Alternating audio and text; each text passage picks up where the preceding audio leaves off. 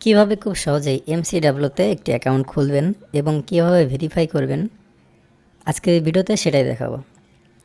তো অ্যাকাউন্টটি করার জন্য প্রথমেই আপনাকে এই ভিডিওর ডেসক্রিপশন বক্সে এবং ফার্স্ট কমেন্টে এমসিডাব্লিউ লিঙ্কটি দেওয়া থাকবে, সেই লিঙ্কে ক্লিক করবেন। লিঙ্কে ক্লিক করার পর আপনাদের সামনে এমন একটি ইন্টারফেস আসবে। তো এখান থেকে নিবন্ধন করুন, এখানে ক্লিক করে দিবেন। নিবন্ধনে ক্লিক করার পর আপনাদের সামনে এমন একটি পেজ আসবে। তো যেহেতু আমরা নতুন অ্যাকাউন্ট করব, তাই এখান থেকে সাইন আপ এখানে ক্লিক করে দেব। সাইন আপে ক্লিক করার পর আপনাদের সামনে এমন একটি ইন্টারফেস আসবে। তো এখানে প্রথমে আমাদের কারেন্সি সিলেক্ট করতে হবে। তো এখানে যারা বাংলাদেশ থেকে করবেন তাহলে এখানে বিডিটি রেখে দিবেন। তারপরে ব্যবহারকারীর নাম, এখানে আপনি আপনার নামটি লিখে দিবেন, ইউজার নেমটি দিয়ে দিবেন। তারপরে পাসওয়ার্ড দিতে হবে। তো পাসওয়ার্ডটি অবশ্যই সর্বনিম্ন 6 সংখ্যার হতে হবে। পাসওয়ার্ডের প্রথমে একটি বড় হাতের অক্ষর দিয়ে দিব,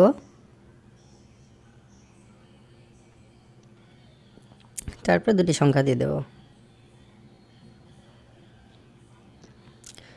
তারপরে ফোন নম্বর দিতে হবে। তো ফোন নম্বরের এখানে আপনি আপনার শূন্য বাদ দিয়ে আপনার মোবাইল নাম্বারটি এখানে দিয়ে দিবেন। আর আপনার বিকাশ, নগদ, রকেট অথবা উপায় অ্যাকাউন্টটা খোলা আছে এমন একটি নাম্বার দিবেন, কারণ এই নাম্বার দিয়ে আপনাকে ডিপোজিট এবং উইথড্র করতে হবে।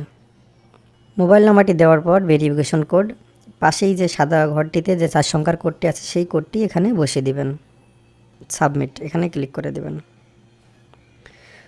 তো দেখেন এরকম যদি লেখা আসে তাহলে আমাদের এই ব্যবহারকারীটার নাম এখানে দিকে আছে ব্যবহারকারী বিদ্যমান, অর্থাৎ এই নামে এই অ্যাকাউন্টটি আগে খোলা আছে।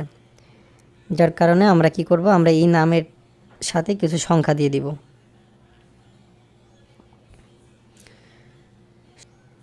তারপরে নতুন করে আবার এই ভেরিফিকেশন কোডটি এখানে বসিয়ে দিব।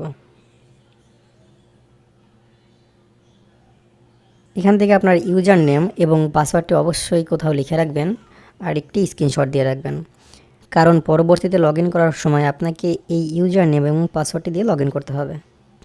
তারপরে সাবমিট এখানে ক্লিক করে দিবেন, তাহলে আপনার অ্যাকাউন্টটি খোলা হয়ে যাবে। এখানে এরকম একটি পেজ আসবে, এখানে এখনই ডিপোজিট করুন, এখানে ক্লিক করব।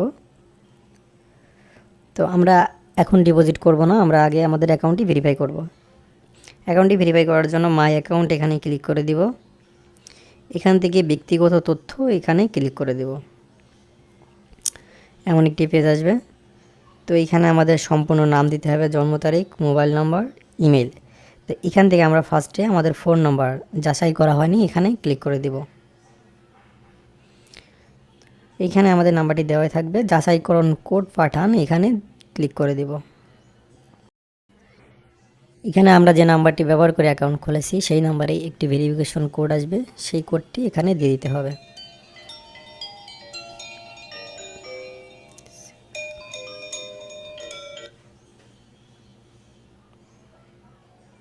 কোডটি দেওয়ার পর আমাদের নাম্বারটি ভেরিফাইড হয়ে যাবে।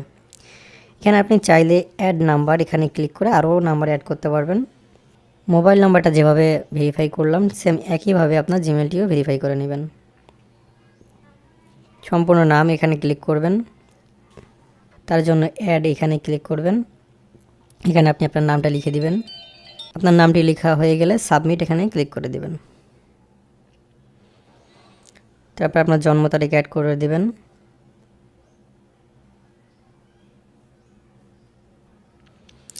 জন্ম তারিখটি সিলেক্ট করে দেওয়ার পর সাবমিট এখানে ক্লিক করে দেবেন। অ্যাকাউন্ট খোলা এবং ভেরিফাই কমপ্লিট। এখন আমরা দেখিনি অ্যাকাউন্টে ডিপোজিট করব কিভাবে। এখানে ডিপোজিট এই অপশনে ক্লিক করে দিব।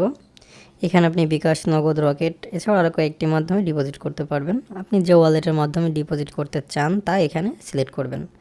আমি বিকাশের মাধ্যমে ডিপোজিট করে দেখিয়ে দিব, তাই আমি এখান থেকে বিকাশ সিলেক্ট করলাম। একটু নিচে আসবেন, নিচে আসার পরে আপনি কত টাকা ডিপোজিট করতে চান তা এখানে সিলেক্ট করবেন। আমি 1000 টাকা ডিপোজিট করব, তাই আমি এখানে 1000 সিলেক্ট করলাম। তারপরে সাবমিট এখানে ক্লিক করে দেব।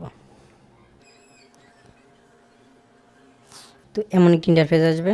তো এখানে তারা একটি এজেন্ট নাম্বার দিবে, আমাদের সেই নাম্বারেই টাকা ক্যাশ আউট করতে হবে। তার জন্য নাম্বারটি কপি করে নিব।